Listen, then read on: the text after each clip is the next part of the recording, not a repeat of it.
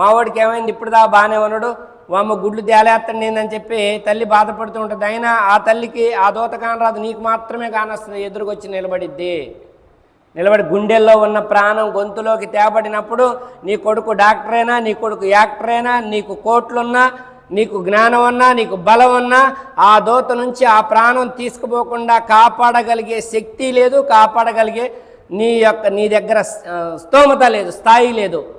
నువ్వు బలహీనుడివే. నేను ఇచ్చిన లోకంలో నా ఆజ్ఞాపాలన గ్రంథాల ద్వారా, యుగ పురుషుల ద్వారా మానవ జీవిత పరమార్థాన్ని పొందటానికి నిన్ను పంపించాను. అది మర్చిపోయి నీ ధనంతో, నీ బలంతో, నీ తెలివితో, అర్థమవుతుందా, నీ బలగంతో నన్నే మర్చిపోయి దురహంకారిగా నీ ఇష్టం వచ్చినట్టు ప్రవర్తించిన దానికి నీవే ఆ యొక్క కర్మల లెక్క, ఆ శిక్షను అనుభవించని చెప్పి